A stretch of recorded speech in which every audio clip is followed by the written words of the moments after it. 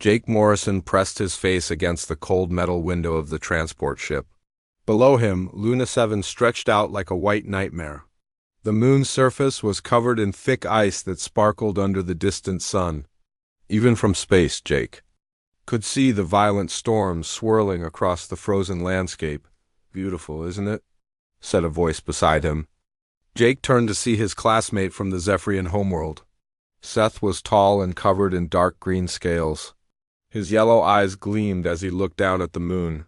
"My people call it the sleeping death," Jake shivered. "That's not very encouraging." Seth made a sound that might have been laughter. "Don't worry, human. The cold cannot touch those who are prepared." The transport ship shuddered as it entered Luna 7's thin atmosphere. Jake grabbed his seat as the ship rocked back and forth. Around him, his alien classmates seemed completely calm. The Krell student named Buzz was cleaning his antenna with one of his 4 arms. His black shell gleamed under the ship's lights. The Nautilin called Splash sat in her special water tank, her blue skin shimmering as she breathed through her gills. "All cadets, prepare for landing," announced Commander Vex over the ship's speakers. The Zephyrian commander's voice was cold and sharp. "In 30 minutes you will begin your final survival examination." Jake's stomach tightened. He had trained for this moment for 2 years at the Galactic Academy. Students from dozens of different worlds came here to learn survival skills, but the final test was always the same. 3 days alone on Luna 7 during its winter season, the ship landed with a heavy thump. Jake felt the cold seeping through the metal walls immediately. Outside, he could hear the wind howling like an angry beast. The temperature readings on the wall showed minus 180 degrees Celsius. Jake had never experienced cold like that. His home planet of Earth got cold in winter, but nothing like this. "Cadets, report to the equipment bay." Commander Vex's voice crackled through the speakers. Jake followed his classmates through the narrow corridors of the ship. The equipment bay was filled with survival gear. Tables lined the walls, each marked with a different species name. Jake found his table and began checking his equipment. He had a thermal suit designed for human body temperature. The suit was thick and bulky, with heating elements built into the fabric. There was also a portable heating unit, emergency food supplies, a basic shelter kit, and a water recycler. Everything looked standard for human survival needs. Jake looked over at Seth's table. The Zephyrian's gear was different. His thermal suit was thinner, and his heating unit was much smaller. Seth noticed Jake looking and smiled, showing his sharp teeth. "Humans need so much equipment," Seth said. "My people are better suited for cold environments." "What do you mean?" Jake asked. Before Seth could answer, Commander Vex entered the bay. The commander was older than most Zephyrians, with silver scales and scars across his face. His presence made the room feel colder. "Cadets, you have studied the theory of survival for 2 years, Commander Vex began. "Now you will put that knowledge to the test. Each of you will be dropped in a different sector of Luna 7. You must survive alone for 72 hours. Jake raised his hand. "Sir, what about rescue if something goes wrong?" Commander Vex's yellow eyes fixed on Jake. "Each of you has an emergency beacon. If you activate it, you will be rescued immediately, but you will also fail the examination." "What happens if we fail?" asked Buzz, his voice buzzing through his translator. "You will be sent home," Commander Vex replied. "You will not graduate from the academy. You will not serve in the Galactic Defense Force. Your career will be over." Jake felt a chill that had nothing to do with the cold outside. He had worked too hard to fail now. His family on Earth was counting on him to succeed. He was the first person from his small town to attend the academy. "The temperature outside is currently minus 180 degrees Celsius, Commander Vex continued.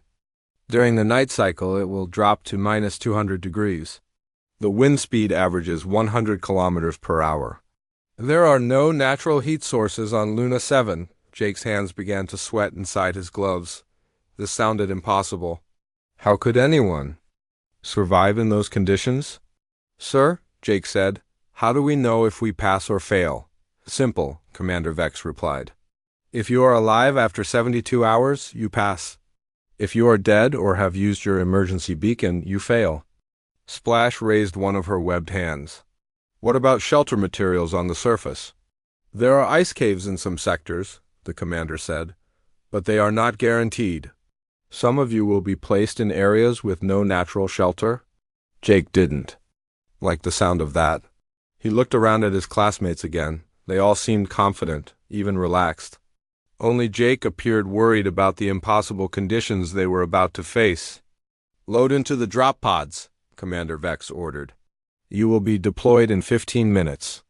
Jake gathered his equipment and walked to his assigned pod.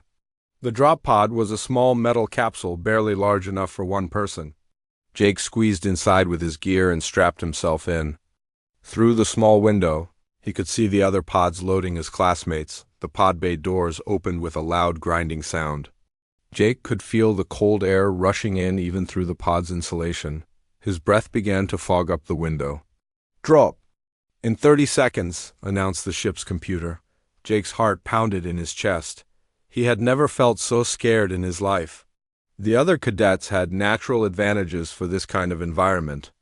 Seath's people came from a cold world. Buzz's species had thick shells for protection. Splash could slow down her body functions when needed, but humans were different. They came from a warm world with mild seasons. They had no natural protection against extreme cold. Jake realized he was probably the only student who might actually die during this test. Drop in 10 seconds, the computer announced. Jake gripped his harness tighter. Through his window, he could see Luna 7 rushing up to meet him.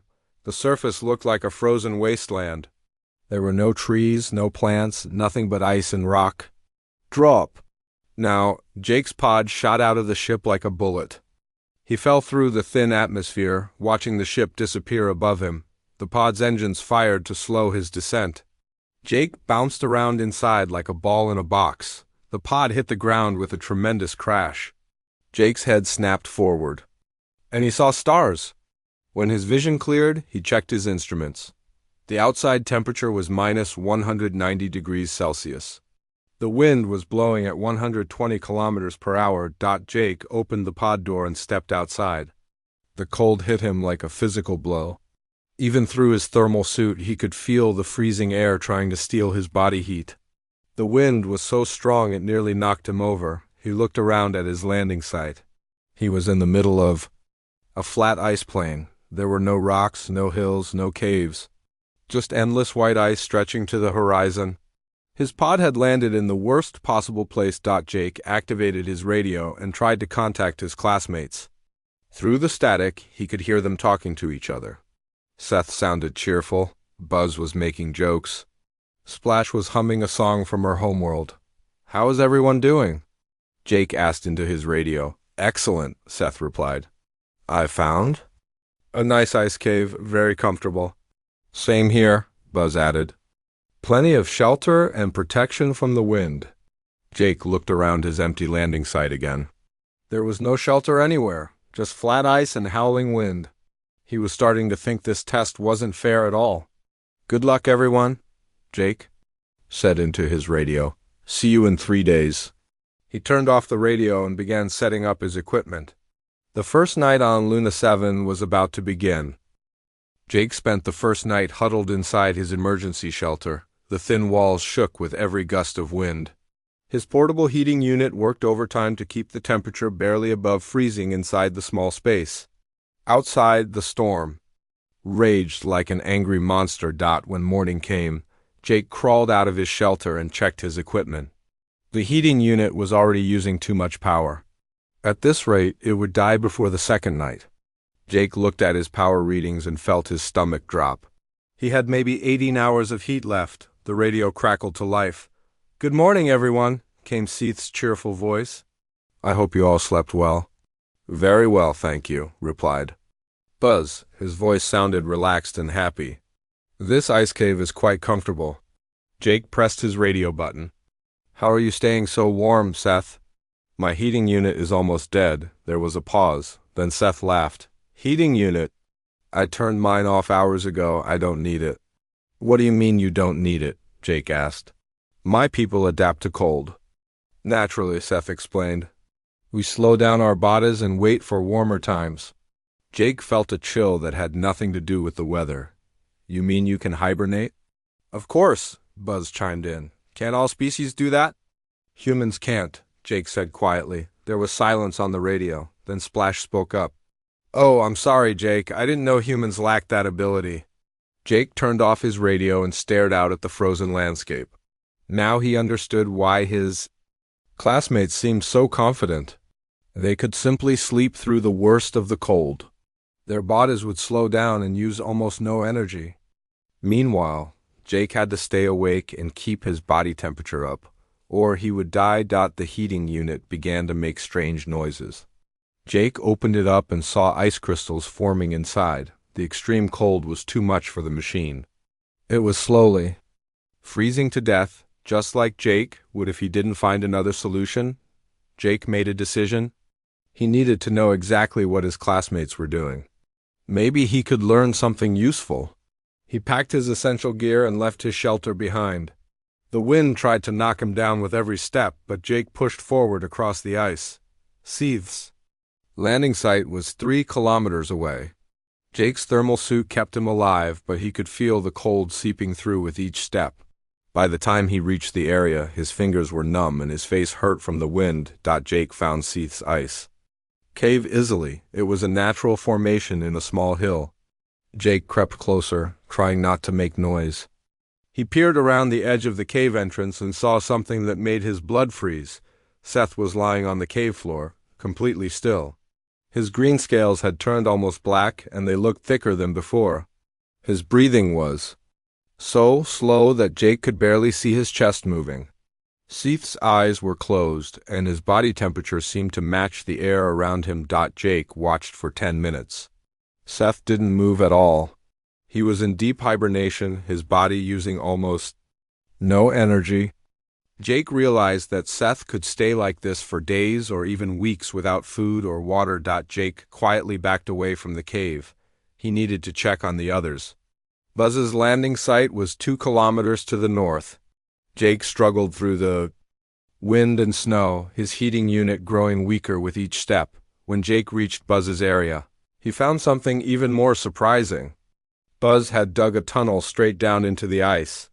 Jake could see the opening, but Buzz was nowhere in sight.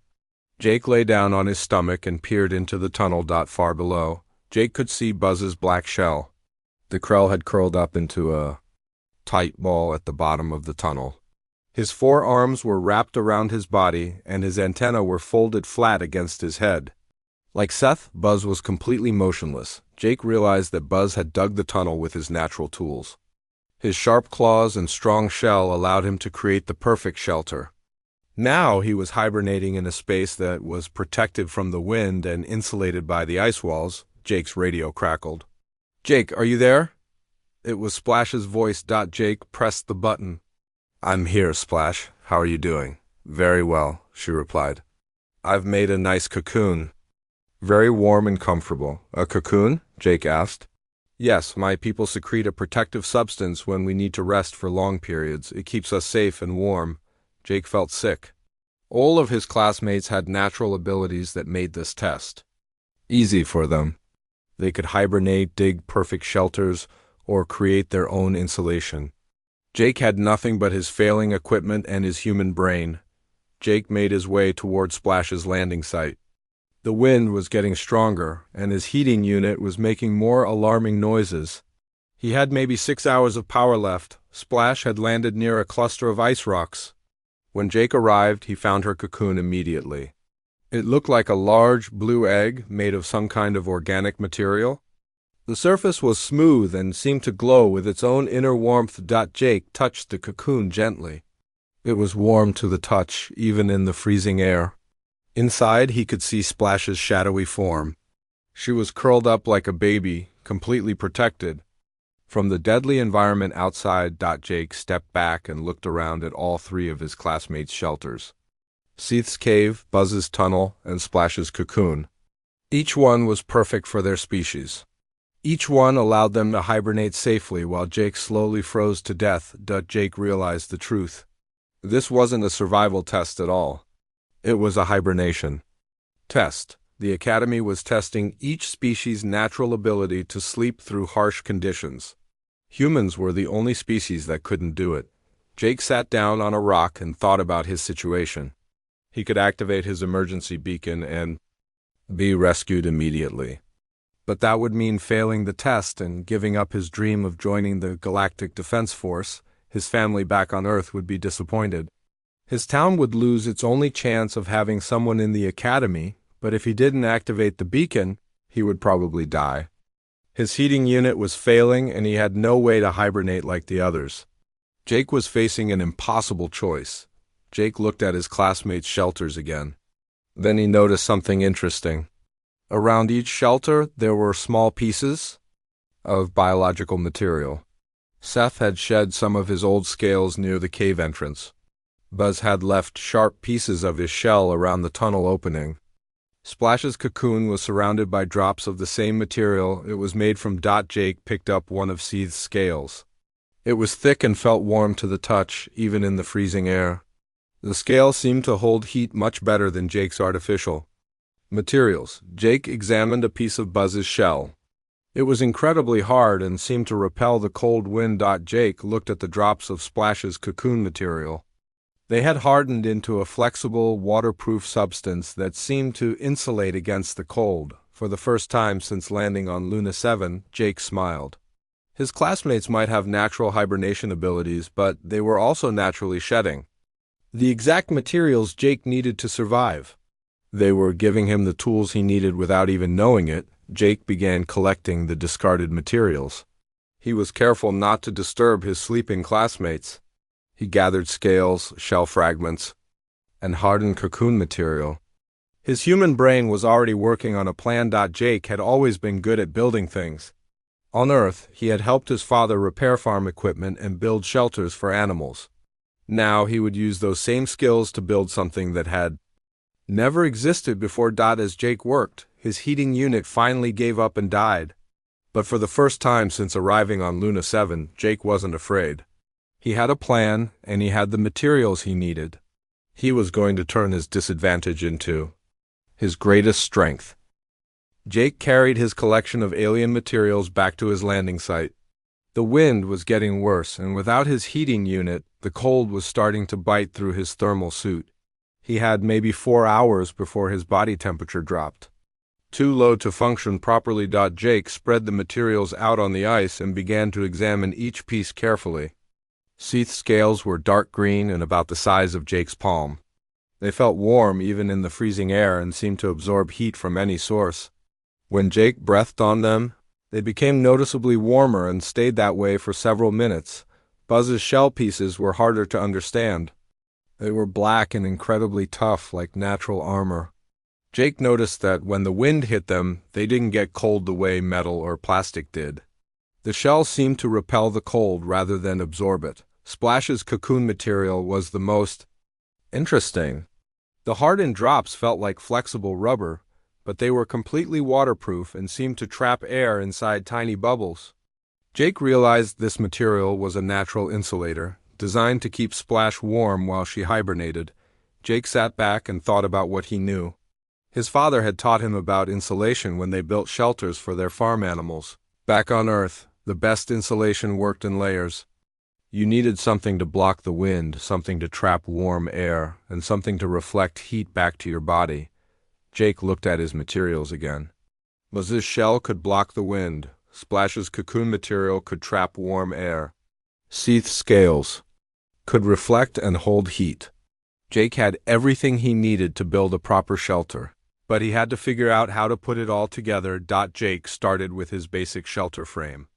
The Academy had given him metal poles and synthetic fabric, but they were designed for mild cold, not the extreme conditions on Luna 7.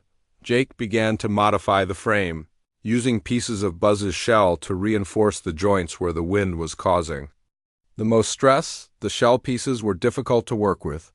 Jake had to use his multi-tool to carefully shape them and attach them to the frame. The material was incredibly hard, but Jake discovered that if he heated it slightly with his emergency flame, it became just soft enough to bend into the shapes he needed. Once Jake had reinforced the frame, he began working on the outer layer. He took his original shelter fabric and began attaching Buzz's shell pieces to the outside. The shell would take the full force of the wind and protect everything inside from the worst of the cold. Jake's hands were getting numb as he worked. He had to stop every few minutes to warm his fingers, but he kept going. The sun was starting to set, and the temperature was dropping even more. Jake knew that once full night came, the cold would become deadly, even for someone in a thermal suit. The next layer was the most challenging. Jake had to figure out how to use Splash's cocoon material as insulation. The hardened drops were small and irregular, not like the neat sheets of insulation he was used to working with. Jake had an idea. He began to soften the cocoon material with his emergency flame, just enough to make it pliable. Then he pressed the pieces together, creating larger sheets. The material wanted to stick to itself, and Jake realized he could actually weld the pieces together using heat. Working carefully, Jake created several large sheets of the cocoon material.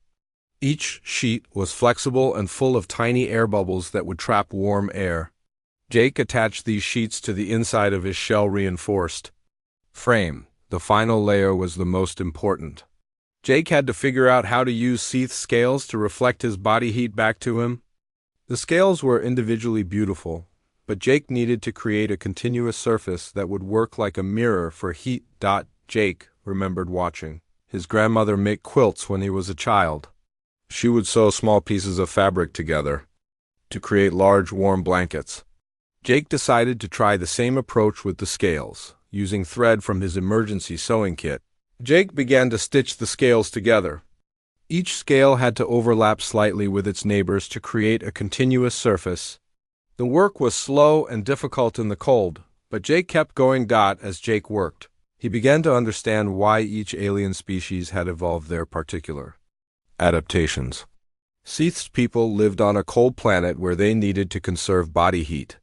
Buzz's people came from a world with harsh winds and needed armor-like protection. Splash's people lived in environments where they needed to create warm, safe spaces to rest. Jake was combining millions of years of evolution from 3 different worlds into one shelter. No one had ever tried to do this before. Jake was creating something entirely new. By the time Jake finished stitching the scales together, full darkness had fallen.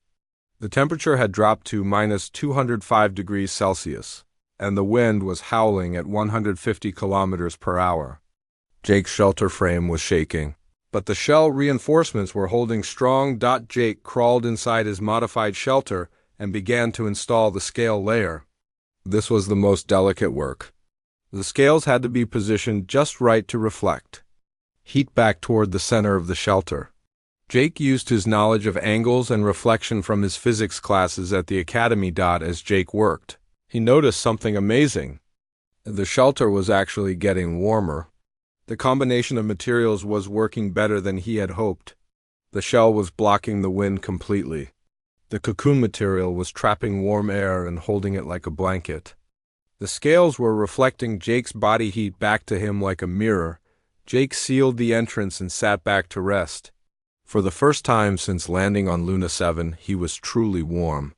He could take off his outer thermal layers and work in just his base clothing. The shelter was maintaining a temperature of nearly 20 degrees Celsius. Even though the outside temperature was more than 200 degrees colder. Jake tested his shelter systems.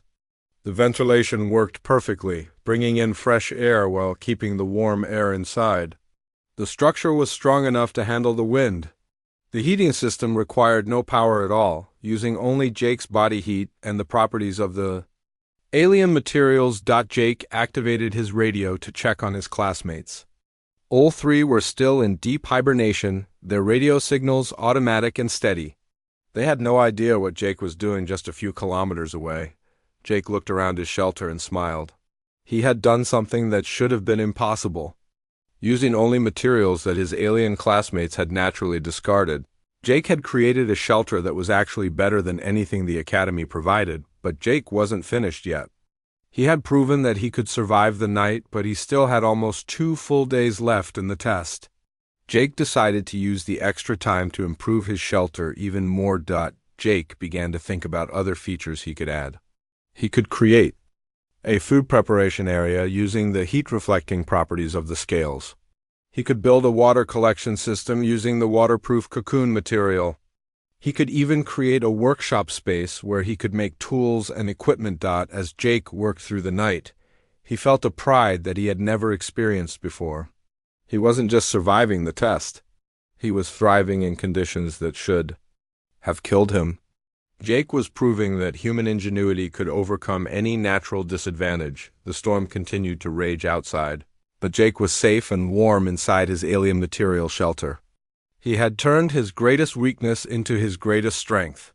Jake had shown that sometimes the best solution comes not from what nature gives you, but from what you can create with your own hands and mind. Jake settled down to sleep, knowing that tomorrow would bring new challenges.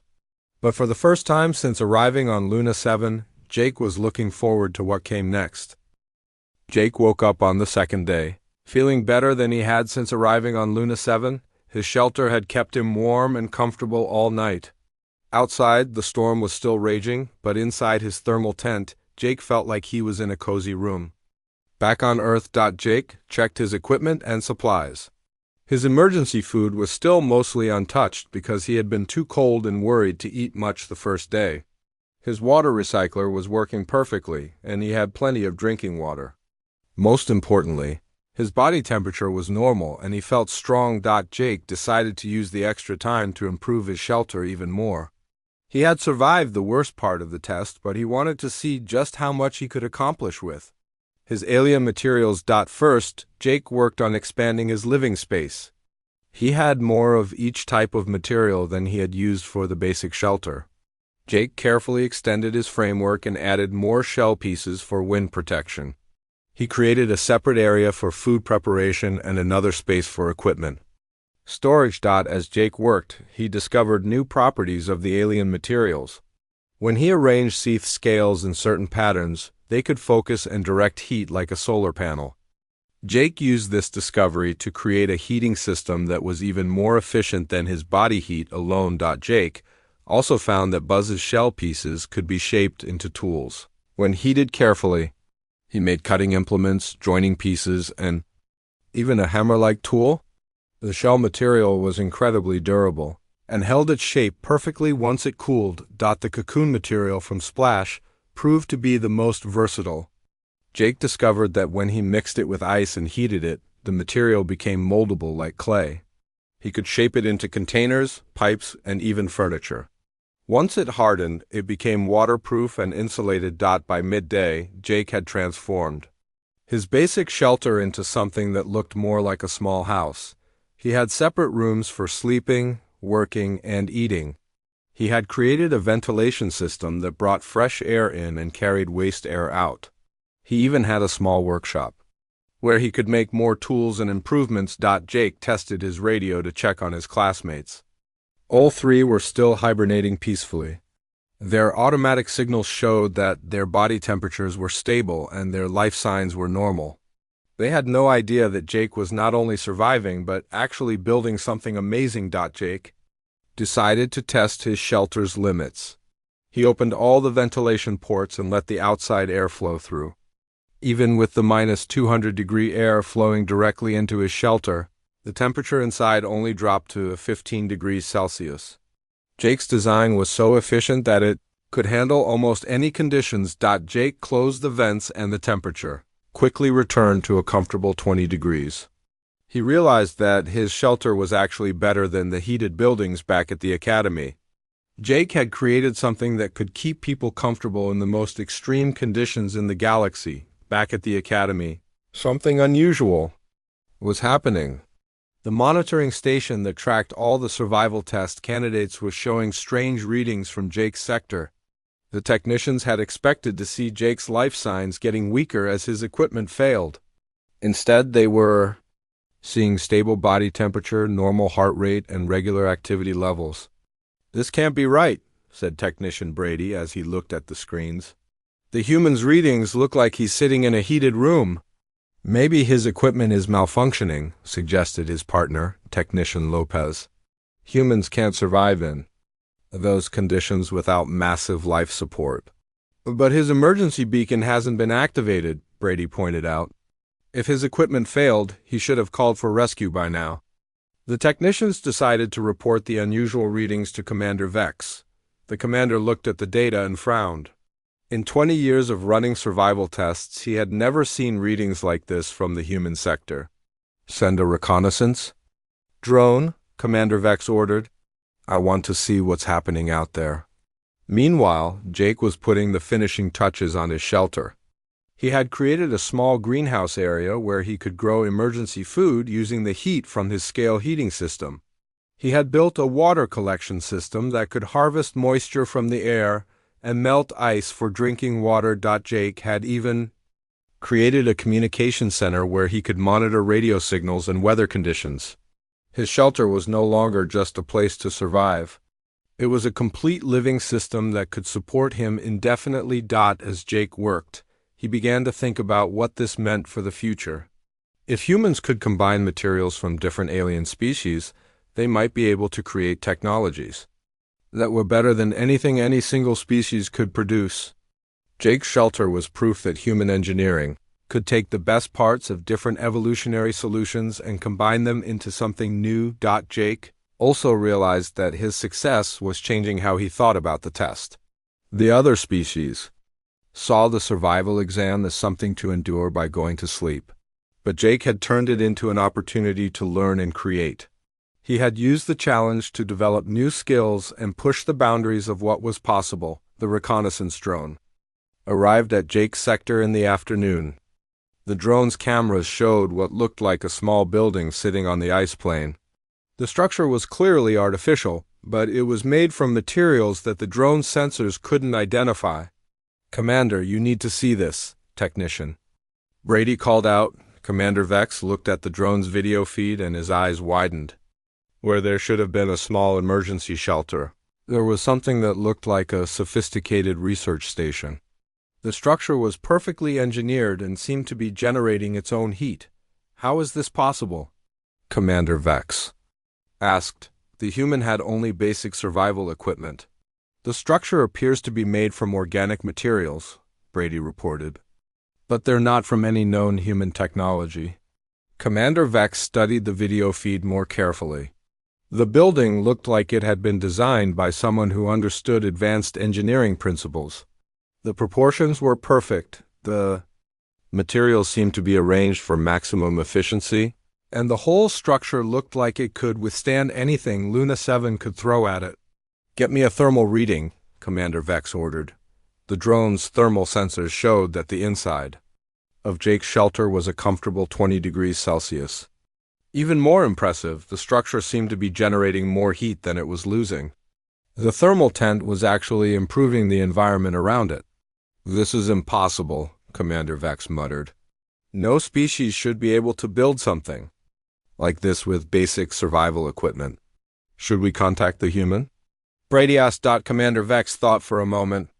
"No, let's see what else he can do. Continue monitoring, but don't interfere." Back in his shelter, Jake was working on his final project. He had decided to create a detailed record of his construction techniques so that other people could learn from his discoveries. Using materials from his emergency kit, Jake began to write down everything he had learned about combining alien materials. Jake wrote about the heat-reflecting properties of Seath's scales, the wind-resistant strength of Buzz's shell, and the insulating flexibility of Splash's cocoon material.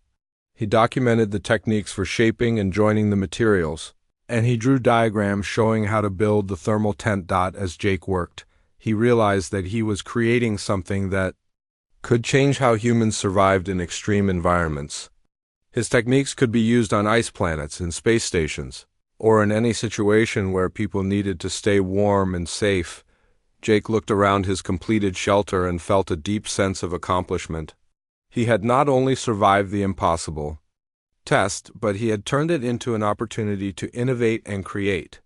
Jake had proven that human ingenuity could overcome any natural disadvantage and turn any challenge into a chance for growth. On the morning of the third day, Jake woke up feeling proud and confident. He had not only survived the impossible test, but had built something amazing. His thermal shelter was warm and comfortable, and he had enough supplies to last for weeks if needed. Jake spent his final hours organizing his notes and preparing for pickup. At exactly 72 hours after the test began, Jake heard the sound of transport ships approaching. He gathered his documentation and stepped outside his shelter for the first time in over a day. The cold hit him immediately, reminding him just how deadly the environment was outside his creation. 3 rescue ships landed in Jake's sector. The first ship was for Jake, but the other 2 carried teams of academy instructors and scientists.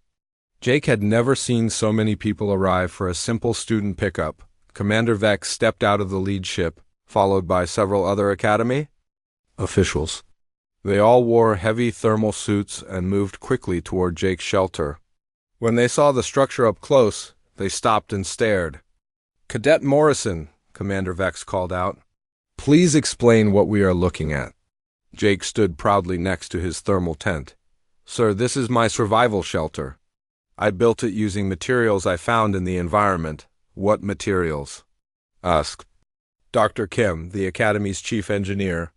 She was examining the walls of Jake's shelter with obvious amazement. "I used shed scales from Seth, shell fragments from Buzz, and cocoon material from Splash," Jake explained.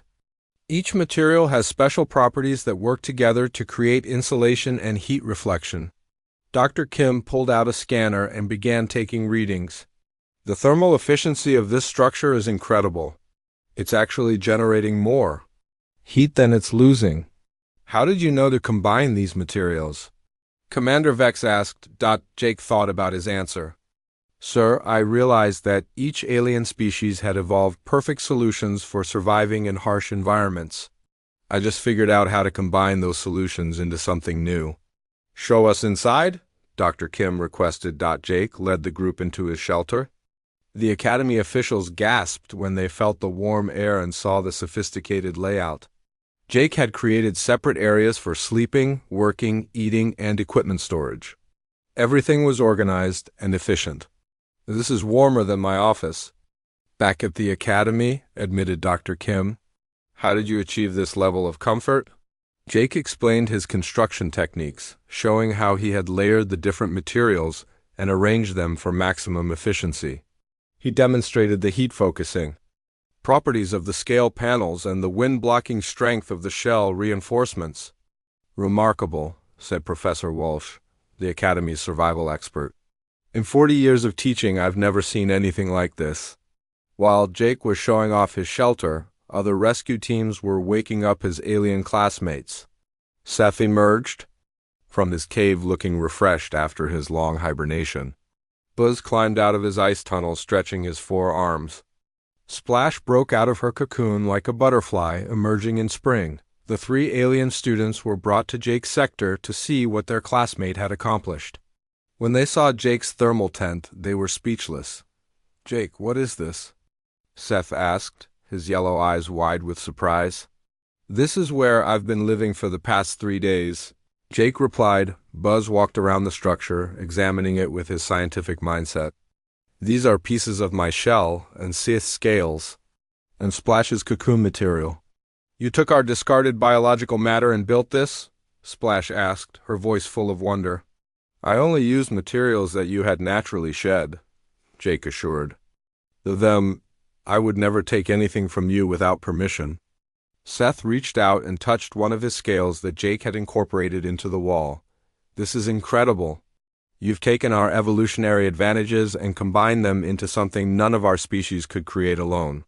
"How did you know our materials would work together like this?" Buzz asked. Jake smiled. "I didn't know for sure. But humans are good at experimenting and trying new things. When my heating unit failed, I had to find another solution or die." Commander Vex was listening to this conversation with growing amazement. He realized that Jake had not just survived the test, but had completely redefined what survival meant. "Cadet Morrison," Commander Vex said formally, "in 20 years of conducting survival examinations, I have never seen anything like what you have accomplished here." "Thank you, sir," Jake replied. "You have done something that I thought was impossible," the commander continued. You have taken the biological advantages of 3 different species and combined them using human engineering to create something superior to what any single species could produce. Dr. Kim was still taking measurements and samples. Commander, this shelter design could revolutionize how we approach survival in extreme environments. The principles Jake has discovered could be applied to space stations, research bases, even entire colonies. Professor Walsh nodded in agreement. This represents a fundamental breakthrough in interspecies cooperation and resource utilization. Jake felt overwhelmed by all the attention and praise. I just did what I had to do to survive, sir. No, Cadet Morrison, Commander Vex corrected him. You did much more than survive. You innovated. You created. You turned what should have been your greatest disadvantage into a demonstration of human ingenuity that will be studied for generations. The Academy officials spent the next several hours documenting Jake's shelter and techniques. They took detailed photographs, made precise measurements, and recorded Jake's explanations of his construction methods. Seth, Buzz, and Splash helped by explaining the natural properties of their biological materials. They were fascinated to learn how Jake had understood and utilized their evolutionary adaptations better than they understood them themselves. I had no idea my scales could focus heat like this, Seth admitted as Jake demonstrated the heating. Panels. My shell fragments are much stronger when used this way than when they're just lying around separately, Buzz observed. The way you've used my cocoon material as insulation is brilliant, Splash added. My people just use it for protection, but you've turned it into a complete environmental control system. When the documentation was complete, Commander Vex made an announcement. Cadet Morrison, you have not only passed this examination but have achieved the highest score in Academy history.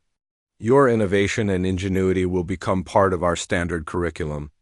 Jake felt a surge of pride and accomplishment. What about my classmates, sir? They completed the test according to their natural abilities. They have also passed, Commander Vex assured him. But your solution has shown us that we need to change how we think about survival training. Dr. Kim approached Jake with a serious expression. Jake, would you be willing to work with our engineering department to develop your techniques further? We think your discoveries could help save lives across the galaxy. Of course, Jake replied immediately. I'd be honored to help. As the group prepared to leave Luna 7, Jake took one last look at his thermal shelter. In 3 days, he had gone from facing certain death to creating something that would change how the Academy taught survival. Seth walked up beside Jake.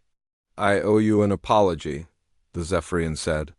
I thought humans were weak because you lacked natural hibernation abilities. We're just different, Jake replied. Every species has their own strengths. Yes, but humans have something special, Buzz added, joining the conversation. You have the ability to see connections that others miss and to create solutions that don't exist in nature. Splash nodded in agreement. You've shown us that sometimes the best survival strategy isn't to sleep through the danger, but to face it and turn it into an opportunity. Jake smiled as he boarded the transport ship with his classmates. He had proven that human ingenuity could overcome any biological disadvantage. More importantly, he had shown that cooperation between species could create solutions that were better than anything any single species could achieve alone. As the ship lifted off from Luna 7, Jake looked down at his thermal shelter one last time. It would be left on the moon as a monument to human creativity and as a training tool for future Academy students. Jake had turned an impossible test into a lasting legacy that would help others for generations to come.